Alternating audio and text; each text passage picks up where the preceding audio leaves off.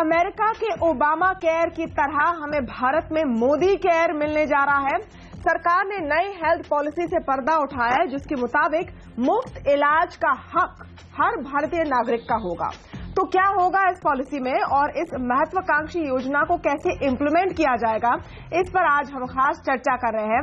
हमारे साथ जुड़े हैं, कुछ ही देर में हम बात करेंगे हेल्थ सेक्रेटरी सीके मिश्रा से, गंगाराम अस्पताल के chairman DM Rana, doctor DM Rana हमारे साथ हैं, हेल्थ एक्टिविस्ट अशोक अग्रवाल से बात करेंगे और लोकल सर्कल्स के यतीश राजावत जी हमारे साथ जुड़े हैं। लेकिन सबसे पहले आपको सुनाते हैं कि आज सदन में जेपी नड्डा जो स्वास्थ्य मंत्री है, उन्होंने बिल रखते हुए क्या कहा। Madam, this is a shift from the whole policy. We are making it patient-centric. Now we will develop the standards. What is the protocol, how the treatment has to be done, and if the treatment is not done accordingly, the tribunals will be set up to take care and the patient will get redressal from that. So this is a shift from there where we are committing, and we are making the patient empowered about the redressal as far as the treatment is concerned. तो health tribunal की बात की नड्डा साहब ने, लेकिन ये एक हिस्सा है, कई सारे हाइलाइट्स हैं इस पॉलिसी के। सबसे बड़ी बात यह है कि जितना हम खर्च करते हैं स्वास्थ्य सेवाओं पर, उसको बढ़ाना है। 1% जीडीपी का लगभग खर्च होता है इस समय, 2.5% तक उसको ले जाना है। ये कैसे होगा, इस पर हम चर्चा शुरू करते हैं। अशोक अग्रवाल जी, क्या नेशनल हेल्थ पॉलिसी जिस रूप में अभी दिख रही है, फिलहाल जो डिटेल्स आ रहे हैं, वो कैसे लागू होगी और कितना प्रैक्टिकल लग रहा है आपको? नहीं, देखिए, एक तो बात ये होती है कि जो पॉलिसी है ना, पॉलिसी एक चीज होती है, प्लान ऑफ एक्शन दूसरा होता है और लेजिस्लेशन तीसरा होता है। तो कई बार पॉलिसी डॉक्यूमेंट जब हम पढ़ते हैं ना, तो बड़ा खूबसूरत सा लगता है और ऐसा लगता है कि शायद क्रांति आ गई है, लेकिन उसके ऊपर कोई भी फर्दर एक्शन नहीं होता और वो जो है सालों साल जो है ना, वो पॉलिसी डॉक्यूमेंट किसी अलमारी के अंदर जो है ना लगा रहता है। तो ये जो पॉलिसी डॉक्यूमेंट है, अभी मैं हेल्थ मिनिस्टर साहब को सुन रहा था, वो कह रहे थे हम स्टैंडर्ड लगाएंगे और फिर स्टैंडर्ड के हिसाब से जो फॉलो नहीं करेंगे फिर एक ट्रिब्यूनल बनेगी। लेकिन इसमें मैं कहीं भी ये नहीं अभी सुना है, हो सकता है कि मेरी जानकारी पूरी नहीं हो, कि उन्होंने कोई ऐसा लेजिस्लेशन पार्लियामेंट में रखा हो जिससे कि राइट टू पब्लिक हेल्थ बने। आज जो उस सवाल को हम ले जाते हैं, जो हेल्थ सेक्रेटरी है, स्वास्थ्य सचिव सीके मिश्रा जी हमारे साथ जुड़े हैं, एक्सक्लूसिवली हमें बताना चाहेंगे कि क्या है इस पॉलिसी में। स्वागत है आपका मिश्रा जी।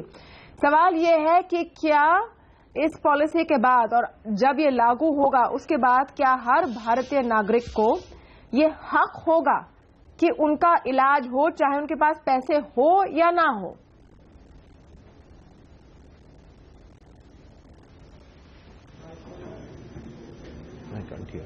जी मिश्रा जी, आपको आवाज आ रही है मेरी? देखिए, मैंने आपका पहला प्रश्न सुन लिया है जी। इस पॉलिसी का उद्देश्य है कि जो स्वास्थ्य सेवाएं हमें उपलब्ध करानी है, वो हम अश्योर्ड रूप में लोगों को उपलब्ध कराएं। जो इंगित स्वास्थ्य सेवाएं होंगी, जो हम हर फैसिलिटी के लिए, चाहे वो पीएचसी हो, सीएचसी हो या वो डिस्ट्रिक्ट हॉस्पिटल हो, उसमें जिन सेवाओं को हम इंगित करेंगे उसको हम अश्योर्ड रूप में और फ्री उपलब्ध कराएंगे। पॉलिसी एक इंटेंट है जिसके आधार पर अगले आगामी वर्षों में कई नए कार्यक्रम बनेंगे जिसके थ्रू इसको इम्प्लीमेंट किया जाएगा। ओके, क्या इस पॉलिसी में और जो विजन है उसमें निजी अस्पताल भी शामिल हैं? मेरे पूछने का मतलब है कि अगर निजी अस्पताल में इलाज कराना हो और पैसे ना हो, क्या इस पॉलिसी के तहत वो भी पॉसिबल होगा? क्या ये हक होगा इंडियंस का कि वो निजी अस्पताल में भी अपना इलाज कराएं?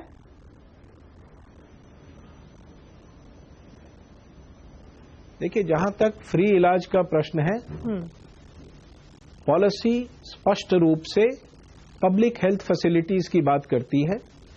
पॉलिसी में यह भी कहा गया है कि ऐसी फैसिलिटीज जो सरकार या राज्य सरकार अपनी हेल्थ फैसिलिटीज के माध्यम से उपलब्ध नहीं करा पाएंगी, उसके लिए वो प्राइवेट सेक्टर से स्ट्रैटेजिक परचेजिंग करेंगी ताकि वो गैप फिलिंग हो सके। परंतु सुविधा मुफ्त इलाज की पब्लिक हेल्थ फैसिलिटी में रखी गई है। ये आप कह रहे हैं कि अश्योरेंस है, क्या ये राइट भी है? यानी अगर मुझे फॉर एग्जांपल एक सरकारी अस्पताल में वो इलाज नहीं मिली मुफ्त में जिसका मेरा हक है, क्या इसके लिए मैं कोर्ट जा सकती हूं या किसी तरह से इस हक के लिए मैं लड़ाई कर सकती हूं?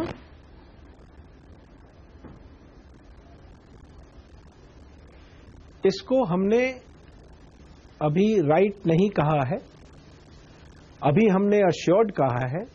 हम इस पर फेजेस में काम कर रहे हैं। जब हमारे पास उतने संसाधन और सुविधाएं उपलब्ध होंगी तो संभवतः भविष्य में हम उसकी चर्चा कर सकते हैं, पर अभी जो अश्योरेंस हम देंगे उसके लिए हम एक strong grievance redressal mechanism setup करेंगे ताकि जिसको ये सेवाएं उपलब्ध नहीं होती हैं वो हमसे संपर्क कर सके और अपनी शिकायतें कर सके। शिकायत निवारण की व्यवस्था होगी। इसका खर्चा कितना होगा और इसकी भरपाई कैसी होगी सर? एक जो कैलकुलेशन है, और हमारे पैनल पर ही हैं यतीश राजावत, उनका कैलकुलेशन है कि करीब 3 लाख करोड़ रुपए लगेंगे इस यूनिवर्सल हेल्थ पॉलिसी को इम्प्लीमेंट करने के लिए। ये कैसे फंड किया जाएगा? क्या किसी तरह के हेल्थ केयर टैक्स के बारे में सोचा जा रहा है या हेल्थ सेस के बारे में सोचा जा रहा है?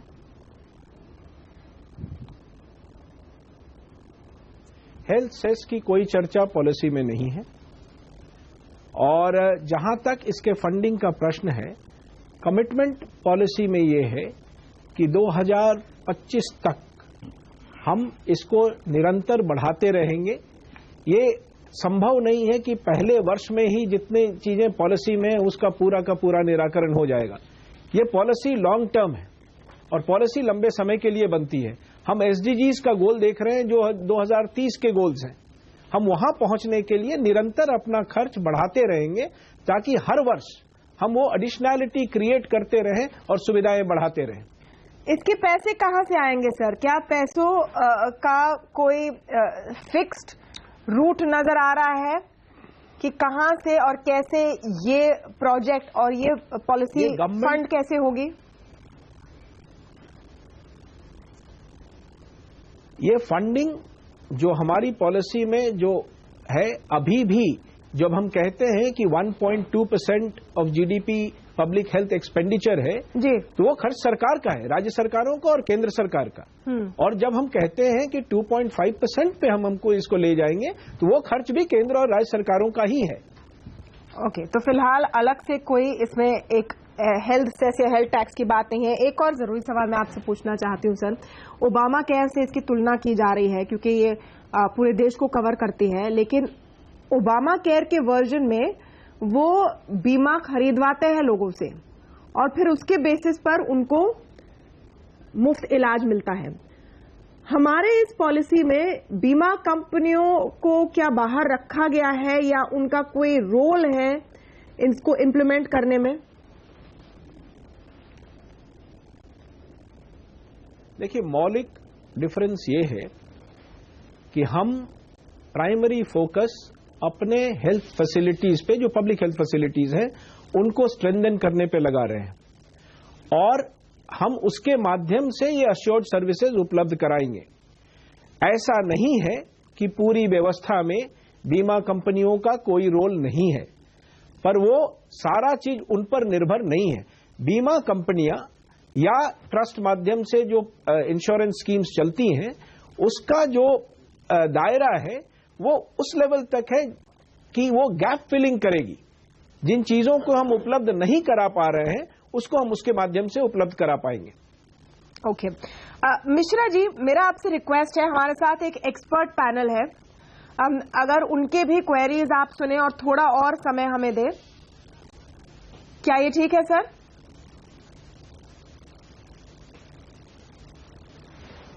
चलिए, मैं 3-4 मिनट अभी हूं। Okay, doctor DS Rana, Ashok Agarwal, Yatish Rajawat हमारे साथ मौजूद है। डॉक्टर राणा, आप गंगाराम अस्पताल चलाते हैं, आपके मन में कौन से सवाल उठ रहे हैं? सचिव साहब हमारे साथ हैं, सीके मिश्रा जी।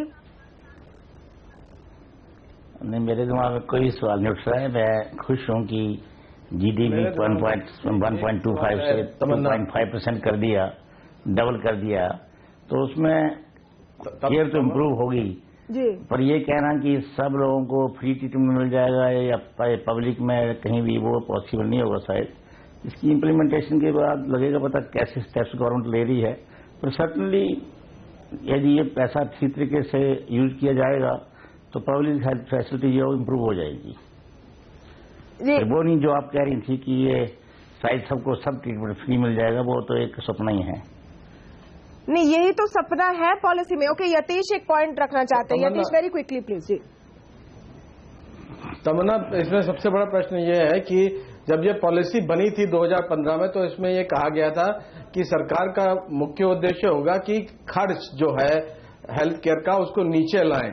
तो मैं मिश्रा जी से पूछना चाहता था कि इसमें क्या प्रावधान है जिससे कि ओवरऑल खर्चा हेल्थ केयर का कम हो सके। जी मिश्रा जी, इस वक्त निजी अस्पतालों पर और निजी डॉक्टरों पर ज्यादा निर्भर है हम 80% पॉलिसी में जो मनमानी रकम मांगते हैं। सर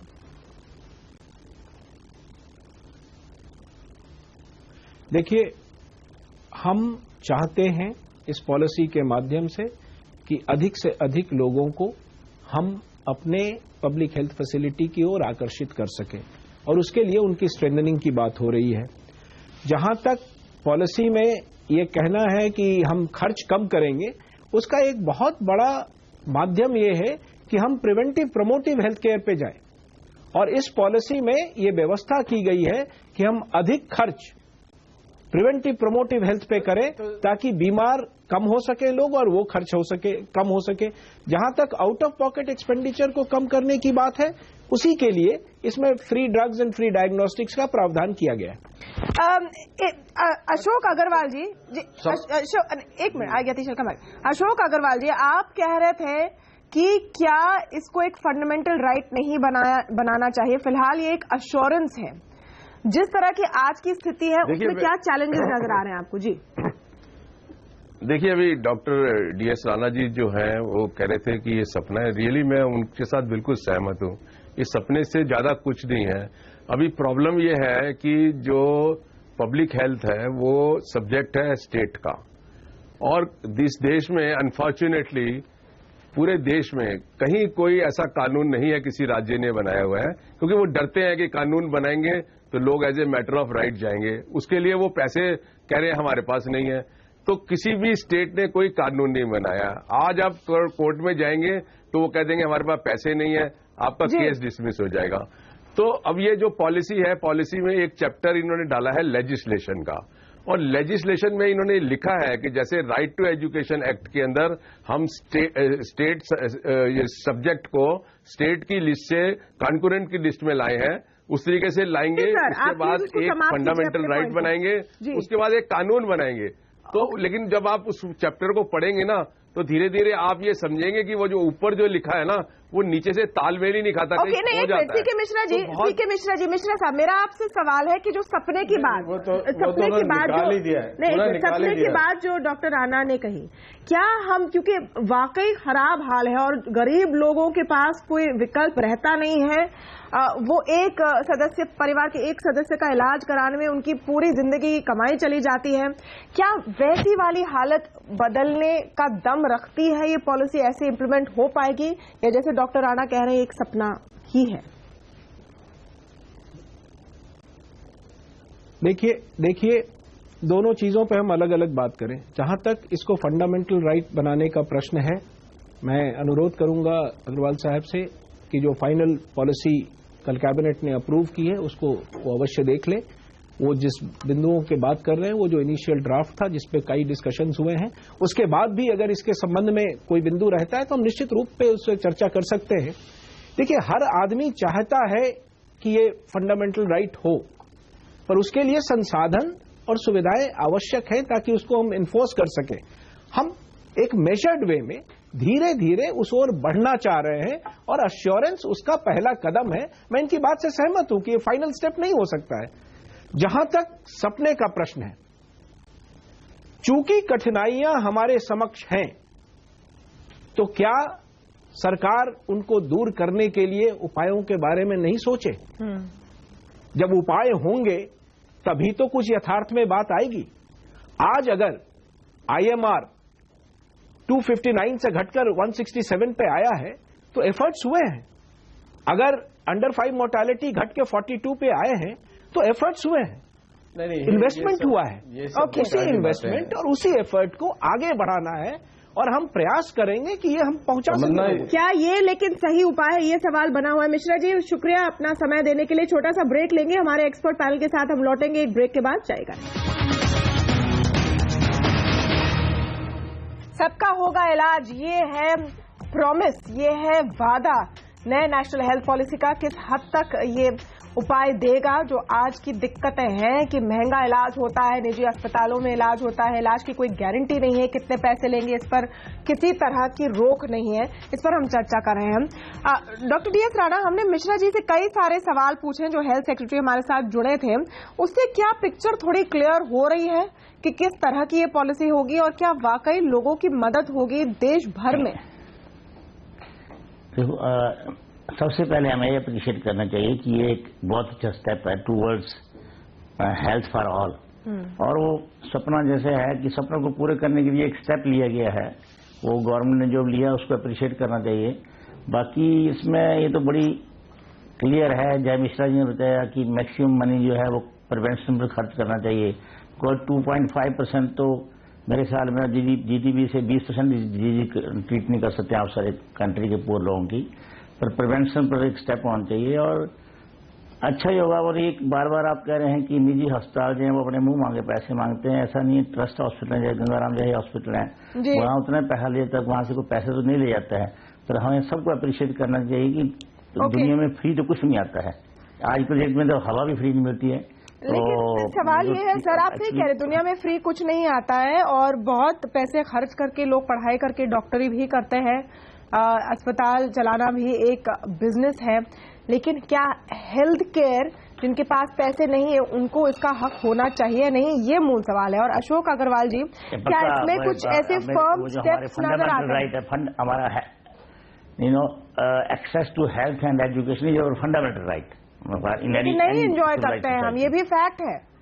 और नहीं, हमारे कंट्री में अभी नहीं एंजॉय कर पा रहे हैं। और जो चाहे एजुकेशन है चाहे हेल्थ है, यदि वो प्राइवेट सेक्टर में प्राइमरली होगी तो वहाँ यदि ट्रस्ट रन हॉस्पिटल होंगे, ट्रस्ट रन इंस्टीट्यूशन होंगे। अशोक अग्रवाल जी, मैं चाहती हूँ आप आए इस पॉइंट पर कि उपाय के रूप में ये कितनी कारगर नजर आ रही है पॉलिसी। अब डॉक्टर राणा साहब का जो अस्पताल है गंगाराम हॉस्पिटल, वो तो बहुत ही वंडरफुल काम कर रहा है। इवन जो 10% EWS है उसमें भी बहुत जबरदस्त काम कर रहा है। लेकिन सवाल ये है कि सारे हॉस्पिटल तो ऐसे नहीं है, ऐसे नहीं है। और दूसरी बात ये है जो को ब्लेम नहीं करता हूँ, नहीं हम एक हॉस्पिटल की बात नहीं कर रहे सर, हम तारीफ ही कर रहे हैं आपकी। अपने दर्शकों का ज्ञान बढ़ाने में लगाएं प्लीज। अशोक अग्रवाल जी, क्या खामियां आपको नजर आ रही है, क्या चुनौतियां, प्लीज वेरी ब्रीफली। अभी देखिए, समस्या ये है कि 70 से 75% हमारे देश की जो आबादी है ना, वो पब्लिक हॉस्पिटल के उसके ऊपर आधारित है। और देश का जो पब्लिक सिस्टम है, पब्लिक हेल्थ का जो सिस्टम है गवर्नमेंट का, बारिंग कुछ साउथ के जो एरियाज है उनको छोड़ के बाकी कोलैप्स्ड है। आप देखिए दिल्ली के अंदर जो है आपके बिहार, उड़ीसा, मध्य प्रदेश, यतीश राजावत, आपके लास्ट कमेंट्स कि इसमें क्या क्या और जुड़ना चाहिए इसको इफेक्टिव बनाने के लिए, और जो फंडिंग का सवाल है। देखिए, मेरा एक बात मैं ये कहूंगा कि इसमें जो है ना, सबसे पहले देश में ना कानून बनना चाहिए। जब तक हमारे पास राइट नहीं होगी ना, वो कह रहे हैं कि अभी नहीं बन सकता, अभी नहीं बन सकता, अभी नहीं बन सकता कानून। मिश्रा जी साहब कहकर गए कि अभी कानून नहीं बन सकता क्योंकि उसको इम्प्लीमेंट कराने का कोई तरीका ही नहीं है। तो इसको अगर हम देखें प्रैक्टिकली, शुरुआत कहां से कर सकती है सरकार? जी यतीश। देखिए, मैं 3 चीजें पॉइंट आउट करना चाहता था तमन्ना इसमें। बेसिकली ड्राफ्ट और फाइनल पॉलिसी में बहुत अंतर हो गया, और इसका कारण ये है कि इसके पीछे जो लॉबी है, मतलब वो है हॉस्पिटल्स की, प्राइवेट हॉस्पिटल्स की, जिन्होंने इसको वाटर डाउन कर दिया पूरी तरीके से। ओरिजिनल ड्राफ्ट में और 2015 में जो निकला था उसमें ये क्लियरली था कि ये एज ए राइट दिया जाएगा और इसमें प्राइवेट सेक्टर को कंट्रोल किया जाएगा, उनके प्राइसिंग को कंट्रोल किया जाएगा, और सरकार एक सिंगल बायर की तरह होगा। तो अब अब जिस तरह से पॉलिसी आई है वो तो मतलब आधी अधूरी है, इसमें सिर्फ एश्योरेंसेज हैं, कोई क्लियर रोड मैप या ट्रैक नहीं है इसमें। तो क्या एश्योरेंस का कोई काम है? अगर वो एश्योरेंस को आप एक लीगल ढांचा नहीं दे सकते, यानी कोई आपको कहता है कि हम पूरी कोशिश करेंगे कि आपको हेल्थ केयर मिले, आपका इलाज हो, लेकिन अगर वो इलाज नहीं होता है तो दंड क्या है? ये भी एक बड़ा सवाल है। और क्या निजी सेक्टर के बिना एक यूनिवर्सल हेल्थ केयर पॉलिसी हो सकती है इस देश में? इन सब सवालों पर अब सरकार को आगे काम करना है। आज सिर्फ पॉलिसी पेश हुई है, एक लॉ बनने तक क्या इसमें तब्दीली आती है ये देखना अब जरूरी होगा। बहुत बहुत शुक्रिया आप सबका आज हमारे साथ इस खास कार्यक्रम में जुड़ने के लिए। नमस्कार।